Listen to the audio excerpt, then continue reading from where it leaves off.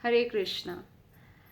श्रीमद् भागवतम स्कंध 2 अध्याय 10 श्लोक नंबर 36। सा वाच्या वाचकतया भगवान् ब्रह्मरूपधृक् नामरूपक्रिया धत्ते सकर्मा कर्मकः परः। स वाच्या वाचकतया भगवान् ब्रह्मरूपधृक् नामरूपक्रिया धत्ते सकर्मा कर्मकः परः। अनुवाद और तात्पर्य श्रील प्रभुपाद के द्वारा। श्रील प्रभुपाद की जय। अनुवाद। अपने दिव्य नाम, गुण, लीलाओं, परिवेश तथा विभिन्नताओं के कारण श्री भगवान अपने आप को दिव्य रूप में प्रकट करते हैं।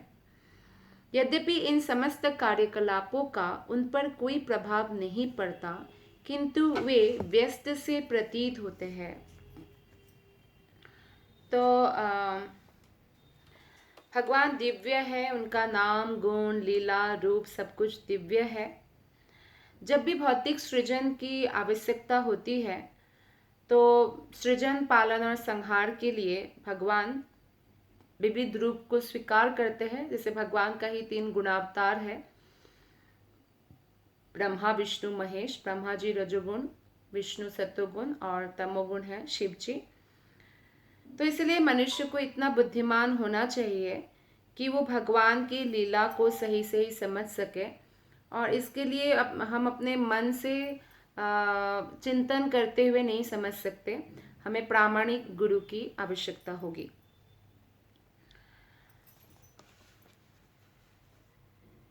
तो यहाँ पे भगवत गीता का एक श्लोक श्रील प्रभुपाद ने उद्धृत किया है।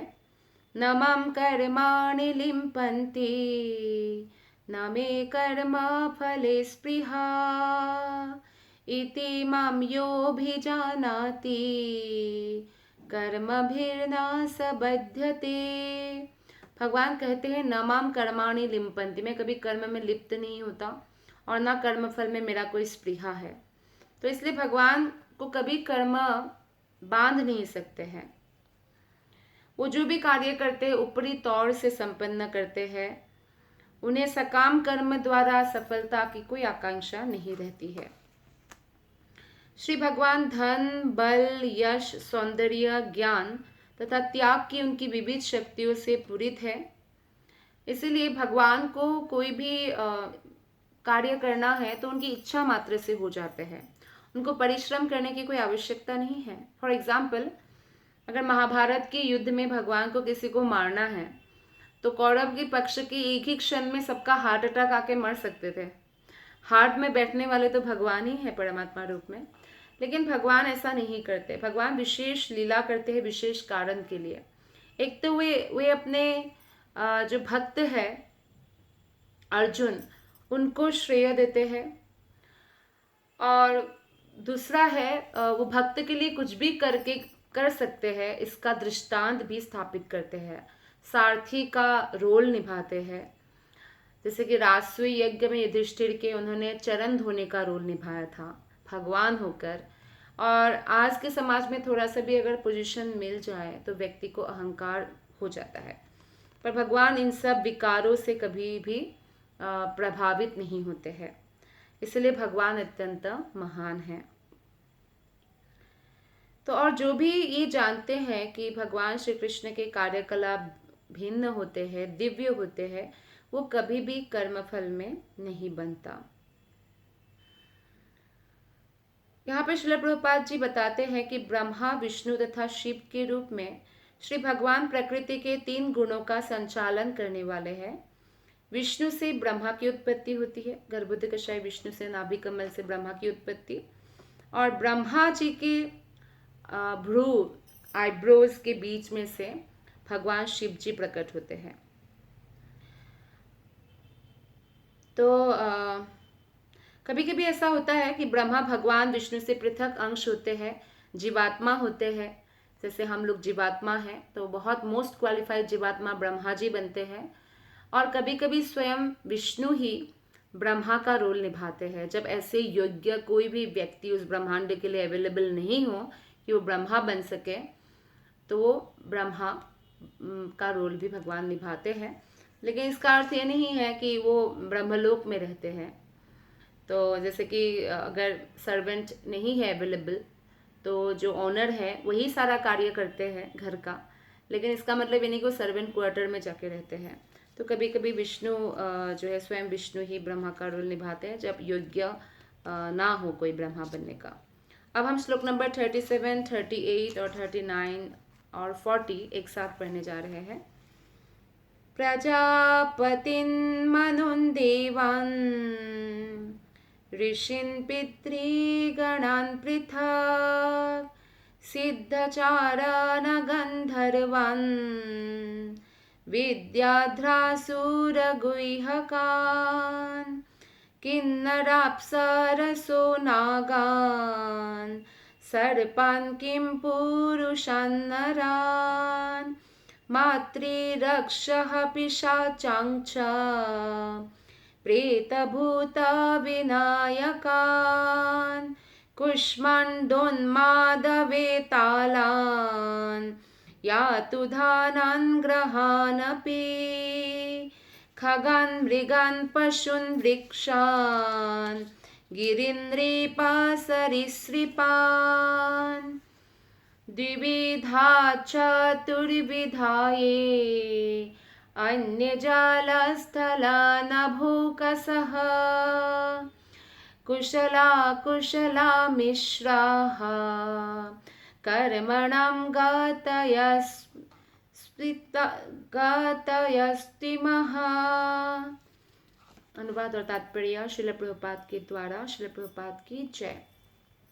हे राजन, मुझसे यह जान ले कि सभी जीवात्मा अपने विगत कर्मों के अनुसार परमेश्वर द्वारा उत्पन्न किए जाते हैं। इसमें ये सभी सम्मिलित हैं। यथा ब्रह्मा तथा उनके दक्ष जैसे पुत्र, वैवस्वत मनु जैसे सामयिक प्रधान, इंद्र चंद्र तथा वरुण जैसे देवता, भृगु व्यास तथा वशिष्ठ जैसे महर्षि, पितृलोक तथा सिद्धलोक के निवासी, चारण गंधर्व विद्याधर असुर यक्ष किन्नर तथा देवदूत, नाग बंदर जैसे किम पुरुष, मनुष्य मातृलोक के निवासी, असुर पिशाच भूत प्रेत उन्मादी, शुभ अशुभ आत्मा, शुभ अशुभ नक्षत्र, विनायक, जंगली पशु पक्षी, घरेलू पशु, सरीसृप, पर्वत, चर अचर जीव, जरायुज, अंडज, स्वेदस तथा उद्भिज जीव तथा अन्य समस्त जल स्थल आकाश के सुखी दुखी अथवा मिश्रित सुखी दुखी जीव इत्यादि, ये सभी अपने पूर्व कर्मों के अनुसार परमेश्वर द्वारा सृजित होते हैं। तो कहने का मतलब कोई उद्भिद होते हैं, मतलब जैसे कि वृक्ष की तरह जमीन से बीज से जिसका जन्म होता है, कोई सरीसृप होते हैं, सांप जैसे रेंगने वाले प्राणी होते हैं, कोई पशु होते हैं, कोई पक्षी होते हैं, अंडा से निकलते हैं पक्षी, कोई पशु होते हैं, कोई भूत प्रेत होते हैं, कोई बंदर हो सकता है, कोई मनुष्य हो सकता है। ऐसे बहुत प्रकार के योनि है। देवता, कोई देवता बनते हैं। तो ये सब उनके अपने अपने पूर्व कर्मों के अनुसार ही उनको जन्म मिलता है। लेकिन हमें जो मनुष्य योनि मिला है, ये भगवान की असीम कृपा है कि हमें ये चांस मिला है कि हम भगवत धाम जाने की तैयारी करें। ये मनुष्य योनि का जो समय है, इसको व्यर्थ ना गवाए। तो ब्रह्मांड के सर्वोच्च ग्रह है ब्रह्मलोक यानी सत्यलोक, ब्रह्मा जी का लोक, और ब्रह्मांड के निम्नतम ग्रह है पाताल। तो ये सारे जीवों को विभिन्न योनियां भगवान उनके कर्मों के अनुसार प्रदान करते हैं। कोई, सब लोग भगवान के अंदर है, भगवान के कंट्रोल में है, कोई भी स्वतंत्र नहीं है। इसलिए भगवान ने श्रीमद् भागवत गीता में बताया है, ये 14वां अध्याय के 4था श्लोक है, सर्वयोनिषु कौन्तेय मूर्तयः सम्भवन्ति या तासां ब्रह्मा महद्योनिर् अहं बीजप्रदः पिता।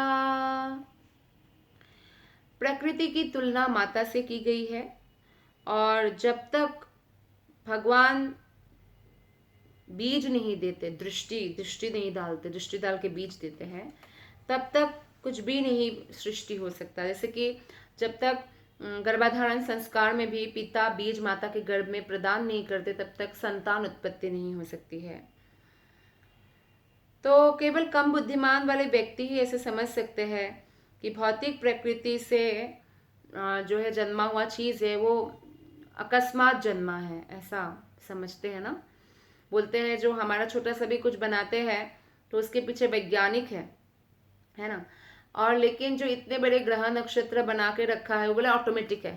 ये मूर्ख ही बोल सकता है ऐसा।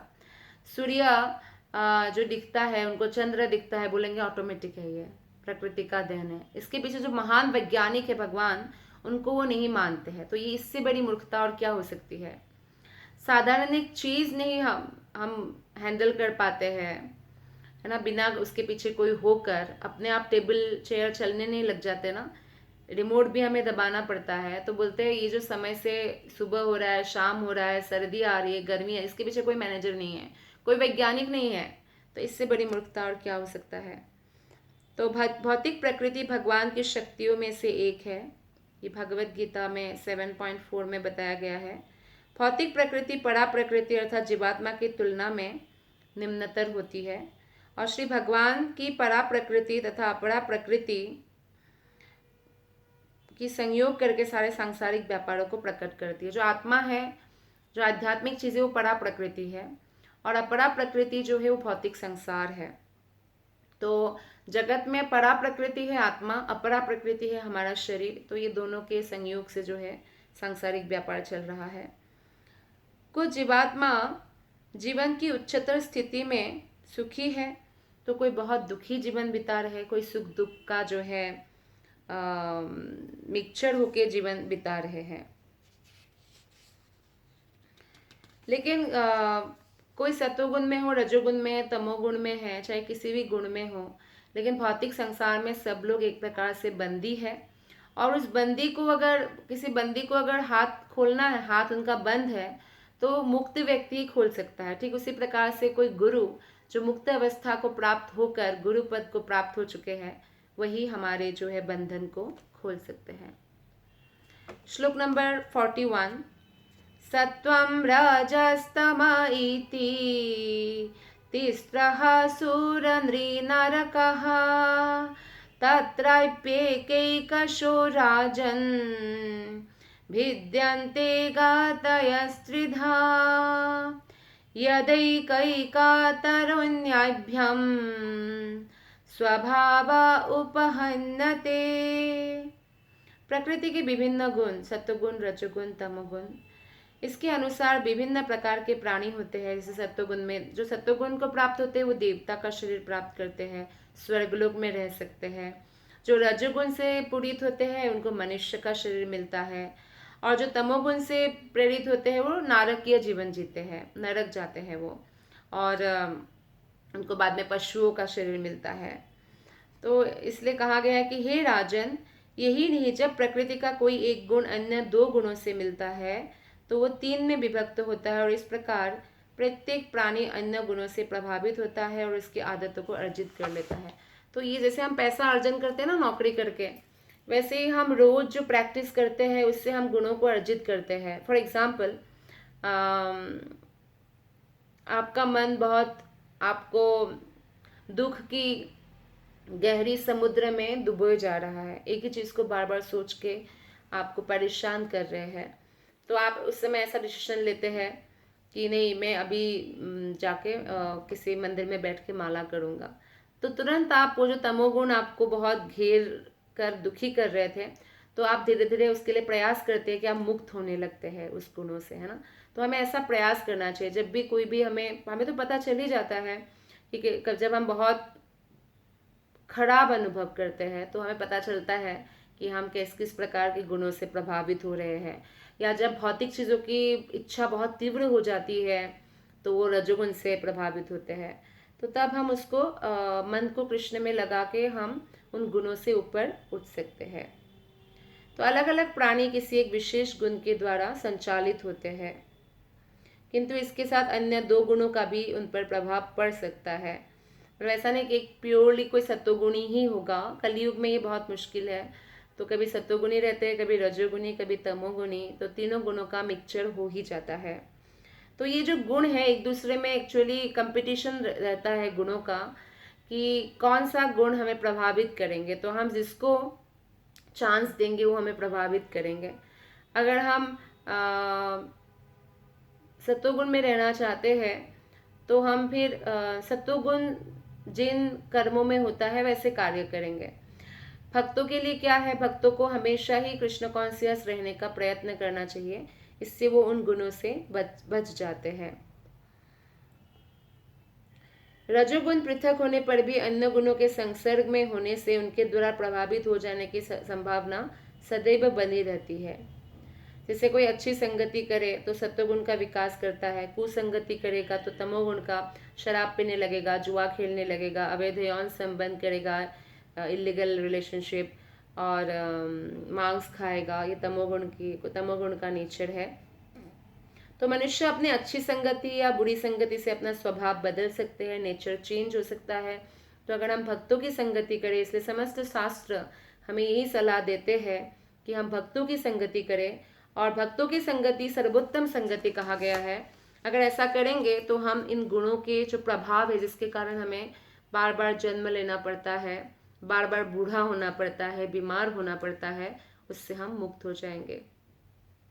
उस संगति से मनुष्य भगवान के शुद्ध भक्तों की कृपा से सर्वाधिक योग्य व्यक्ति बन सकता है।